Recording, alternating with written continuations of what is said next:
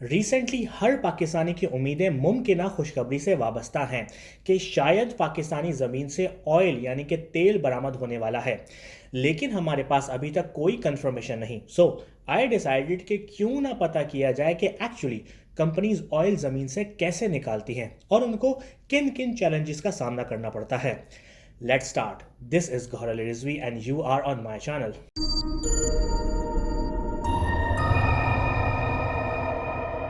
This video is sponsored by Cambly, जिसके बारे में मैं आपको वीडियो के आखिर में बताऊंगा, जिसमें माय चैनल के व्यूवर्स के लिए एक फ्री गिफ्ट भी शामिल है।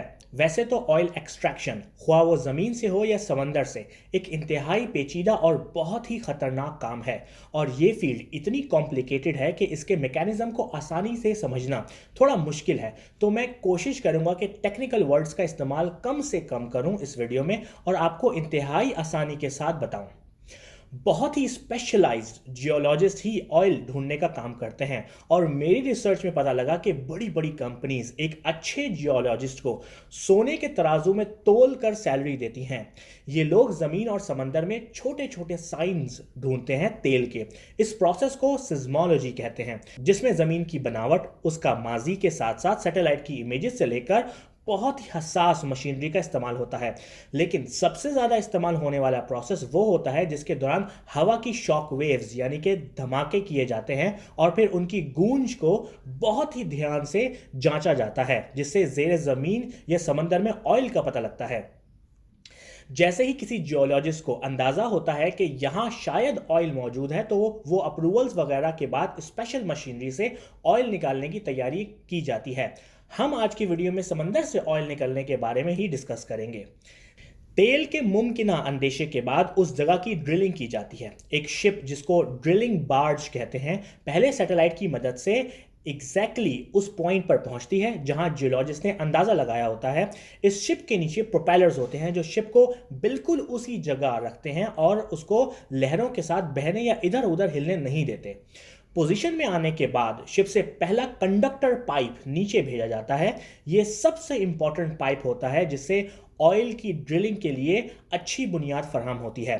कंडक्टर पाइप को पानी के अंदर की ज़मीन में ड्रिल किया जाता है और वहां लगा दिया जाता है। फिर ड्रिल पाइप को ऊपर खींच लिया जाता है। इस ड्रिल पाइप के आगे अब एक बड़ी ड्रिल बिट लगा दी जाती है जो अब नीचे ड्रिलिंग करेगी। उसको शिप से नीचे भेजा जाता है जहां ड्रिलिंग बिट कंडक्टर पाइप में डाल दी जाती है और ड्रिलिंग स्टार्ट होती है। ये ड्रिलिंग इतनी आसानी से नहीं होती क्योंकि ड्रिलिंग के दौरान जो मट्टी जमा होती है उससे इस रास्ते के ब्लॉक होने का खतरा रहता है। इसलिए पाइप से पानी नीचे प्रेशर से डाला जाता है ताकि इस मट्टी और पत्थरों को ऊपर धकेल दिया जाए। कुछ सैकड़ों मीटर की ड्रिलिंग के बाद ड्रिल बिट को वापस ऊपर निकाल लिया जाता है। क्यों? क्योंकि अब इतनी गहराई तक खुदाई हो चुकी है कि पाइप के दोनों अतराफ की ज़मीन पर इतना प्रेशर है कि ये दोनों टकराकर एक दूसरे में जम हो जाएंगी और ड्रिल होल बंद हो जाएगा और अभी तक की जितनी भी मेहनत है वो ज़ाया हो जाएगी। इसके लिए ज़रूरी है कि इस खुदाई वाले एरिया को मजबूत बनाया जाए। इसके लिए केसिंग पाइप डाला जाता है। केसिंग पाइप को यहाँ इस तरह अंदर लाकर रखा जाता है और फिर इसमें सीमेंट भर दी जाती है, जिससे पाइप के इतराफ सीमेंट होने से ये पाइप मजबूत हो जाता है और पहले से छोटी ड्रिल बिट से खुदाई फिर से शुरू की जाती है।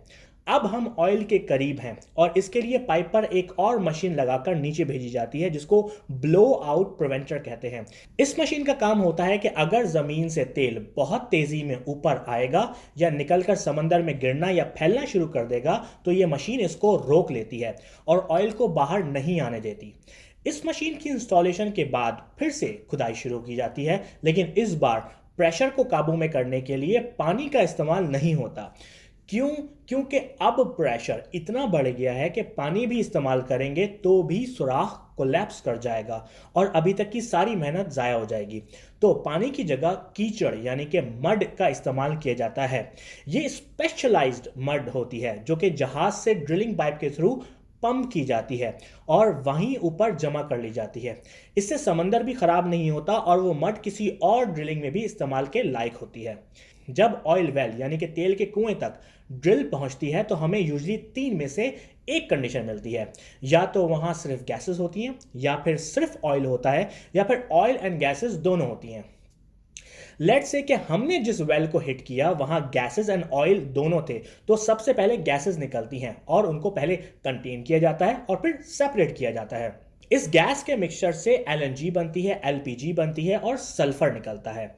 गैसेस के बाद ऑयल निकलता है जिसको क्रूड ऑयल कहते हैं। इस ऑयल को निकालकर प्रोसेसिंग के लिए भेज दिया जाता है। यहाँ तक ऑयल यूजली खुद ब खुद निकलता है, लेकिन कुछ अरसे बाद जैसे जैसे ऑयल का प्रेशर कम होना शुरू हो जाता है तो ऑयल निकलना भी कम हो जाता है।